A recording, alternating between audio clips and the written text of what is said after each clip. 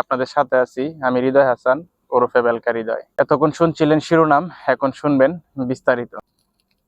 দর্শক, চুলকানি এমন এক রোগ যাদের আছে তারা কারণেও চুলকায়, অকারণেও চুলকায়।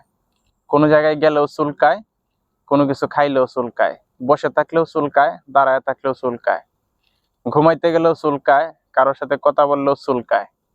চুলকাইতে চুলকাইতে লাল করে ফেলছে, চামড়া উঠায় ফেলছে, রক্ত বের হয়ে গেছে, তারপরও চুলকায়। আবার কিছু কিছু আছে লোক প্যান্টের পকেটে হাত দিয়ে চুলকাইতে চুলকাইতে প্যান্টের পকেট ছিঁড়ে ফেলেছে, তারপরেও চুলকায়, কারণ চুলকানি তাদের অভ্যস্ত হয়ে গেছে।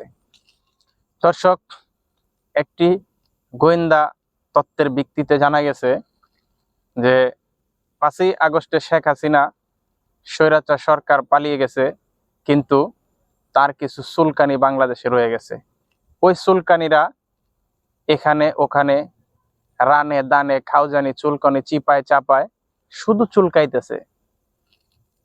এরা জানেই না যে বাংলাদেশে ডক্টর ইউনূস স্যার এই চুলকানির মলম দিতে পারে। তাই এই সংবাদের মাধ্যমে সবাইকে জানায় দেওয়া হয়েছে, সবাই চুলকানি বন্ধ করুন, না হয় রক্তও বিফলে যাবে, খাওজানিও বিফলে যাবে, আরামও বিফলে যাবে। ভালো থাকবেন, আমাদের চ্যানেলটা সাবস্ক্রাইব করে পাশে থাকুন আবার নিত্য নতুন খবর শোনার জন্য। আসসালামু আলাইকুম।